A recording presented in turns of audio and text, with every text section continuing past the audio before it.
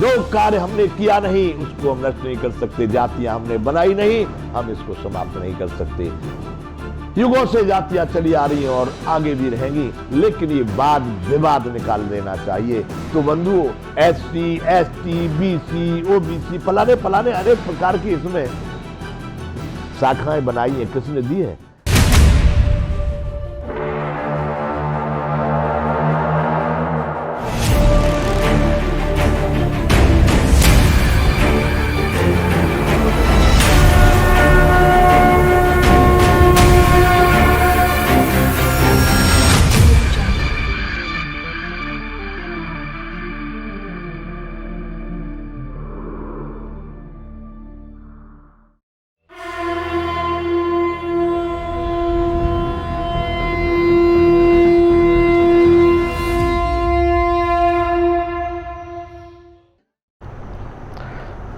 जय विश्व बंधु।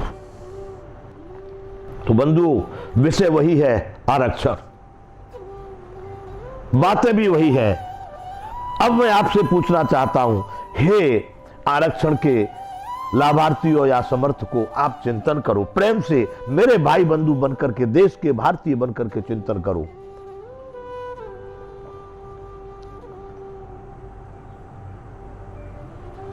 कि SC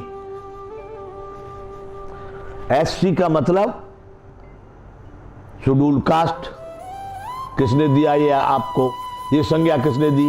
ये नाम किसने दिया? आपको कोई महापुरुष का सर्टिफिकेट नहीं दिया।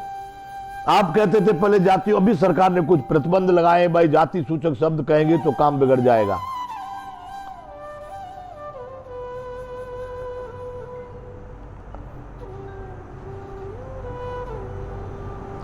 इसमें भी बड़ा घोटाला, उसके बगैर तो काम चलेगा नहीं।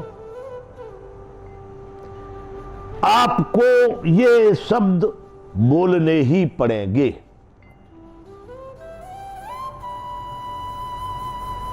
हमारे यहां एक रामनगर एक जगह है, रामनगर हमारे यहां से लगभग 4 किलोमीटर की दूरी पर। आज भी लोग अपने अपने कार्यों में, अपनी मस्ती में अपने कर्म को कर रहे हैं। जूते चप्पल फट जाते हैं, उनकी सिलाई करना, उनको जॉइंट लगाना, उन पर पॉलिश करना, उनको ठीक करना उनका कार्य है। उसमें से 2-4 बंधु वहां पर बैठते हैं, बहुत अच्छा है, मैं नहीं कहता ऊंचे नीचे का सवाल है, कार्य करते हैं। एक बार एक सरकारी ऑफिसर हमारे साथ वहां बैठे हुए थे और चर्चा चल रही थी इसी विषय की, जाति सूचक शब्द ही कहने का नहीं। हमने जानबूझ करके एक लड़के का जूता फटा था, तो हमने वो कहा, भाई यार वो फट गया था, उसको यार कितना फट गया, फेंक दे उसको, वो ठीक तो होगा ही नहीं। अब वो वहां से हमारे क्षेत्र के ऑफिसर थे, मैं नाम नहीं लूंगा, और वो वहां से रोज निकलते हैं, उनके मुंह से सीधा निकल गया कि महाराज इसको वहां रामनगर भेज दो, वहां पर एक मोची बैठता है। मोची मतलब जो इस कार्य को करता है, जो जूतों को सिलाई करना, जोड़ना, उसको कंप्लीट करता है, मोची यहाँ पर एक जाति सूचक है, ऐसा शब्द है यहाँ गुजरात में हमारे यहाँ। तो उन्होंने सीधा ही बोला, मैंने कहा साहब गलती कर रहे हैं आप। बोले क्या गलती? मैंने देखा है। वो सोचे कि मैं ये कह रहा हूं आप गलती कर रहे मतलब भूल रहे हैं, कि नहीं मैंने देखा, मैं रोज वहां से निकलता हूं, वहां वो पेड़ के नीचे बैठता। मैंने कहा साहब मैं वही तो आप गलती कर रहे हैं, आप कहते जाति सूचक शब्द नहीं और आप मोची कह रहे हैं, वहां मोची पे जाके करवा के लाओ।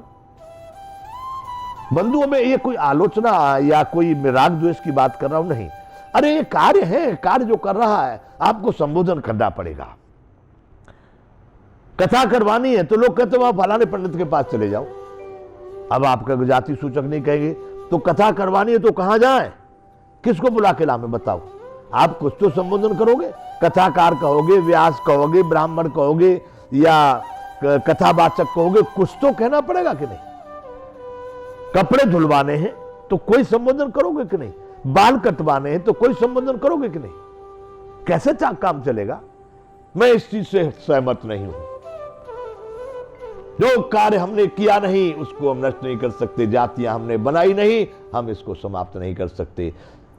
युगों से जातियां चली आ रही हैं और आगे भी रहेंगी, लेकिन ये वाद विवाद निकाल देना चाहिए। तो बंधुओं, SC, ST, BC, OBC फलाने फलाने अनेक प्रकार की इसमें शाखाएं बनाई हैं। किसने दी है? SC का मतलब छोटी जाति ही कहा गया तुमको, ऐसा तो नहीं कहा गया कि तुमको बड़ी जाति में रख दिया। वो सरकार के दिए हुए टाइटल पर आप खुश हो गए। पहले भी सरकारें थी, वो अपने तरह की थी, अब अपने तरह की सरकारें हैं। आज भी वैसे लोग मौजूद हैं जो उन सरकारों को महत्व देते हैं। उस समय पर ज्यादा अच्छा शासन था आज से। बलात्कार कम थे, लूट हत्याएं कम थी, मृत्युओं की संख्या कम थी। अरे मारे गए होते अगर उस समय मृत्यु थी तो एक तरह से ज्यादा थी कि युद्ध में। बाकी स्वास्थ्य अच्छा था, प्रेम अच्छा था। इतनी बड़ी वैमनस्यता जब था उस समय में नहीं थी जो वैसा समय था। आज इतनी बड़ी वैमनस्यता आप देख रहे हैं। आज किस कारण से? आज तो वैसा समय नहीं है। यहां तो सब मिलजुल करके बैठ रहे हैं, बराबर पे बैठ रहे हैं, बराबर पे खा रहे हैं, बराबर पर सब अधिकार मिल रहा है। तो बंधुओं, मैं कह रहा हूं, जो भी आरक्षण के लाभार्थी हैं, बहुत हो गया। सरकार या कोई व्यक्ति विशेष किसी की दया पर जीने की आपको आवश्यकता नहीं है। आपको भी उस मान और उस सम्मान और उस स्थान की आवश्यकता है जिसके लिए आपका पद और प्रतिष्ठा से उतना कार्य नहीं बनता। स्नानेर शुद्धि न तु चंदनेन, ज्ञानेर मुक्ति न तु मुंडनेन। शुद्धि स्नान से होती है, चंदन लगाने से नहीं। मुक्ति ज्ञान से होती है, बाल मुड़ा देने से नहीं। दानेर पाणीर न तु कंकणेन, मानेर तृप्ति न तु भोजनेन। हाथों की शोभा पुरुषार्थ करने से है, कंकन सोने के पहन लेने से आपके हाथ महान नहीं हो जाएंगे। बंधुओं, तृप्ति आपकी मान से होगी, सम्मान से होगी, स्थान से होगी। अनेक प्रकार के भोजन आपके सामने रख दिए जाए, लेकिन आपको प्रेम नहीं दिया जाए, तो आपको वो सम्मान नहीं दिया जाए, तो आपकी तृप्ति नहीं होगी। तो तृप्ति आपकी भी उसी से होगी। इसलिए उसी धारा को, उसी का अनुकरण करो, वह तुम्हारे साथ में है। किसी जाति में आप पैदा हो गए, ये अपराध नहीं, ये कोई खराबी नहीं, ये कोई छोटापन नहीं, परंतु आप अपने पुरुषार्थ और परिश्रम से आत्मबली हो गए, आत्मनिर्भर हो गए। इसका कोई उत्तर नहीं, कोई काट नहीं को आपको कोई रोक सके। मैं ये भी बताता हूं बंधुओं कि हमारे भारत में इस जन्म के बाद और भी जन्म बताए हैं। वो किसके आधार पर बताए हैं? कर्म के आधार पर। जो जिस जाति में जहां भी हैं, चलो आज हमारे कर्म कहीं ऐसे हो गए कि हम गधे घोड़े कुत्ते बन गए, तो आज तो हम कहीं पर शिकायत अपना, कहीं पर विरोध अपना, कहीं पर कुछ कहने की वो भी कर रहे हैं। सही या गलत पर हम कुछ तो कुछ उत्पात कर रहे, फिर तो हम उत्पात करने लायक भी नहीं रहेंगे। अगर कुछ उत्पात किए, कहीं कुत्ते का जन्म मिला और हाव हाव किए तो लट्ठोर मारेंगे, लोग पत्थर मारेंगे। गधे बन गए तो वजन रख करके लठ मारेंगे। मैं ये अपनी मनगढ़ंत बात नहीं कर रहा हूं, भारतीय ग्रंथ शास्त्रों की चर्चा कर रहा हूं। उनमें दिया कि उसके बाद में फिर भी जन्म होगा।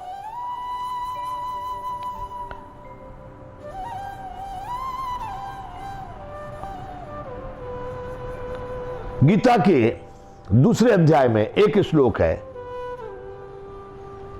उसमें कहा गया है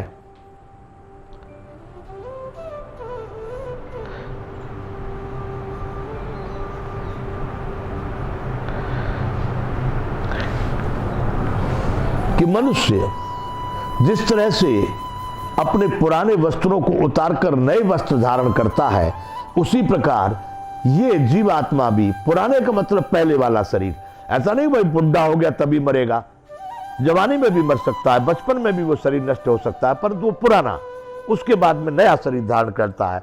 उसके लिए एक श्लोक कहा गया है, वासांस जीर्णान यथा विहाय नवान गृहणात नरो पराणे तथा शरीरान विहाय जीर्णान अन्यान संयात नवान देही। उसी प्रकार जिस तरह मनुष्य अपने पुराने वस्त्रों को उतार कर नए वस्त्र धारण करता है, उसी प्रकार आत्मा अपने पुराने शरीर को छोड़कर नए शरीर को धारण करता है। लेकिन वो नया शरीर कैसे प्राप्त होता है? कर्मों के आधार पर। यदि हमारे कर्म, वो किसी भी जाति में, इस समय पर किसी भी समुदाय में पैदा हुआ हो, ऊंचा हो कि नीचा हो, लेकिन उसके कर्म जैसे होंगे उसको वैसा ही शरीर प्राप्त होगा। तो बंधुओं, कहीं हम ऐसे कर्म न कर बैठे कि आज कुछ कहने लायक भी है, कल कुछ कहने लायक भी न रहे, और कहने पर भी हमको दंड प्राप्त हो। तो बंधुओं, उस स्थिति से जरूर बचो। यदि आप मानते हो कि ये सब बातें गलटप है तो आपका विषय है, बाकी मैं बात कर रहा हूं प्रामाणिकता से और भारतीयता से। आगे हम इस पर फिर चर्चा करेंगे। जय विश्व बंधु।